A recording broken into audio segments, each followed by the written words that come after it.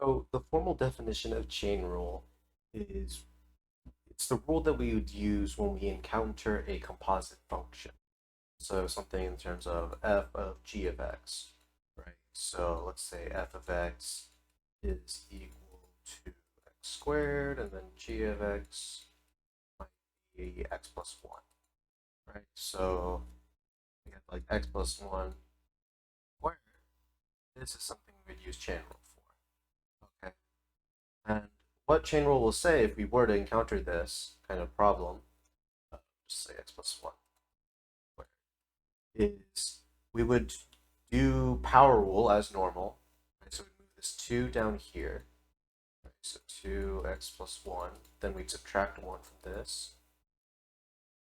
Oops. 2x plus 1. But then what we have to do is we have to take the derivative of what's inside these parentheses, and then we need to multiply by the derivative of what's inside the parentheses. Okay, so you could have 2 times x plus 1 to the first power. The derivative of x plus 1 in this case would just be 1. So then we are left with 2x plus 1. So you could also write it out if you wanted to put it in terms of f of x and g of x. You'd have the first derivative of f of g of x times derivative of g of x. All right, this is basically it. But we just need to make sure that like really it's not going to be like this shouldn't be 2x. I know it says the derivative of f of x, but this is f of g of x, right? We're just going to put the 2 over. It's like doing normal power rule. Okay. We'll get to the trig functions in a second. I'll explain how to do those later. Okay. So up here we have just a couple problems that we'll go over. It's really just basic. We have basic chain rule. We have uh, chain rule with the radicals. We have it with products and quotient rule. Then we have the trig functions. Okay, so to start off, when we're approached with a radical, we first need to understand that when we're met with a radical, we can rewrite it into an exponent, right? So we can rewrite the square root as as the power of a half, right?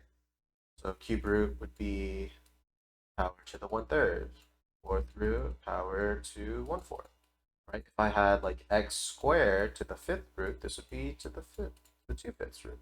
Okay, this basic pre-calculus review, just rewriting the radicals as an exponent, right? This is you don't need to do this, right? You could obviously just remember that when you have a square root that's to the half power, but it does make things a little bit easier when you can rewrite it like this, right? Because when you're doing power rule, you're gonna put it up here, so you have 1/2. Subtract 1 from this, x squared minus 4, negative half. All right, but then we need to take the derivative of what's inside the parentheses right here, 2x, right? Okay, and then we're just gonna and here we have our answer x over x squared minus 4. There we go. Easy as that. Moving on to our next problem real quick.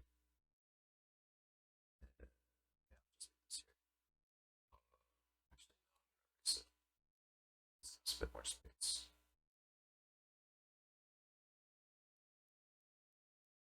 All right. Next problem we have x squared minus 2x plus 5 squared. Okay, this is again another normal chain rule problem. X squared minus 2x plus 5. Front. X squared minus 2x plus 5.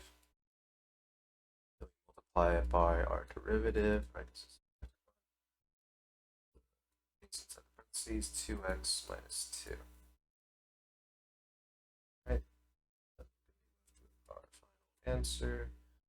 We're not going to FOIL it all out. We'll just leave it as 4x minus 4 times x squared minus 2x plus 5. Okay. So to really help identify chain rule, the main giveaway is going to be when you have some function uh, like a polynomial maybe, or just an equation, right? You have x plus 4 or something, x squared minus 2x plus 1, something like this. And you see these in parentheses with some other function like squared. It's maybe cosine of this even. This is, you'd also use chain rule for this, as we're about to see soon enough, right? These are telltale signs of chain rule for the most part, right? You see the radical of a function like here in this situation, all right? That's the main way we can identify these chain rule problems and when we'll need to actually apply it. Now moving on to our product rule. Example, here we have x times square root of x squared plus 1. So as we know, the product rule, the first derivative f of x times g of x plus f of x times the first derivative of g of x, right? Extend this, we'll say x is our f of x. The square root of x squared plus 1 is our g of x, okay? So let's erase this real quick. First derivative of x is going to be 1 times x squared plus 1.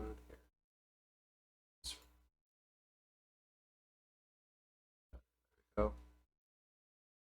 Then we'll have plus x to the, again, we can just, here what we're going to do is when we take the derivative of our g of x, which is the square root of x squared plus 1, we're just going to apply chain rule. Okay, so we're going to take the 1/2, we're going to move it up front. Okay, then we're going to have, x squared plus 1 to the negative half, right? Because we took away 1 from square roots. And then we're going to take the derivative of what's inside, which is 2x, okay?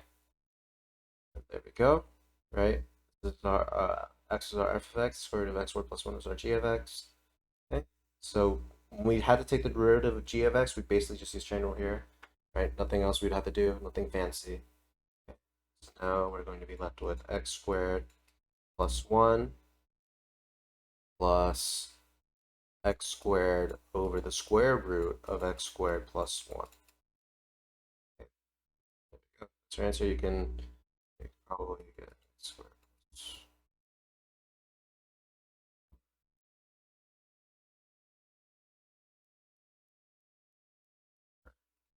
Let's put it all into the same denominator. It looked like something like this. Something like this would be our answer.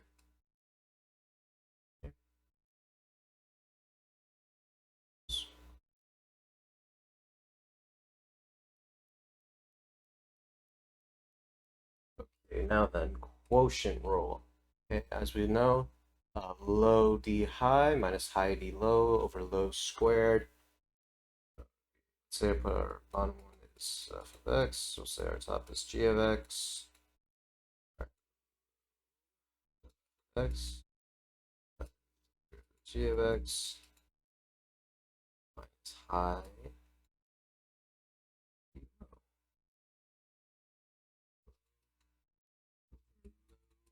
squared. Okay. That's our quotient rule, right? So just think about this real quick. Good. Nothing else. It's basically just the same as what we did with product rule, where when we do have to take the derivative of f of x, which is our composite function, then we'll just have to apply chain rule there. So squared plus 6x plus 5 1, that's g of x, x plus 1. Okay, minus high is 1. The low, okay, so we have the half out front, multiply by, or sorry, it's x squared plus 6x plus 5 under the radical. This turns into negative a half. And we gotta take the derivative of what's inside here and multiply it by what we have. X plus 6, right? Let's see, close it all out. go. That's our numerator all done and dusted. Then we have to divide by rho squared. That would just be x squared plus 6x plus 5. Okay. So again, like I said, it's really just whatever you need to take the derivative of something that will require chain rule, a composite function, one with like, you know, like we said earlier, like one under the radical, one in parentheses squared, or like a trig function, like any of these, or certain, not this one, but any of these kinds of functions where your theta is not just x, it's like 5x or x squared, something like that. Right, that's when we'll apply chain rule. If you take the derivative of that, that's when you need to apply it. Okay, we can flip this out for the answer. X squared plus 6x plus 5. X plus 1. X plus 3. All over x squared plus 6x plus 5. Is the square root of 6 squared plus 6x. Okay, we'll just leave it like this. On the AP exam, you guys won't need to write everything out fully. So it'll be okay for now. Just leave this as is. Okay? Of course, for a classroom setting, you'll probably need to write it all out to do that. Okay, with those done, we can start to get into some of the trig functions. So we'll start off with cosine cubed x, right? So in this situation, trig functions can get a little bit complicated, but just in this situation, it's a bit more simpler. We just have cosine cubed x. When you start putting different values in for x, like you have 2x, 5x, that's when it might get a little bit more complicated, but right now we're just going to focus on this. So anyway, this is in fact a composite function, right? We have the cube, so it could be something like f of x is equal to x cubed, while g of x is equal to cosine x. Right, so it'd be f of g of x. Right, so we can apply chain rule to this, right? Of course, you could also rewrite cosine x cubed into cosine x. Just put it around parentheses. Make it really clear that you would apply chain rule. Right, so same thing, we're going to move the 3 over here, 3 cosine x. We take away 1, we have squared, and then we take the derivative of cosine, which of course is going to be negative sine x. Right, and then just have our answer now, negative 3, or there, negative 3 sine x cos squared x. Right, there you go, that's our answer. Right, again, it's the same thing. You know, we still take the derivative of what's inside here, even if it's cosine, right? And then we put it on the outside. We don't really treat it any more differently in this situation. Okay. We'll get further in when we have something that where theta is not x later on. All right, so we can move on. Now we have tangent 5x. So tangent 5x. All right, so here we don't have an exponent anymore, but we do have something for our theta value. Right? So in this case, this would still be a composite function, right? So it could be f of x is equal to tangent x, and then g of x is equal to 5x, right? This would still be a composite function. F of x of g of x would give us tangent 5x, right? So what we're going to do here is when we take the derivative of this, we're going to take the derivative of just tangent, right? Just view it as tangent, first of all. Right, so if we just ignored the 5 was here and the first 5% out, we would get secant squared 5x, right?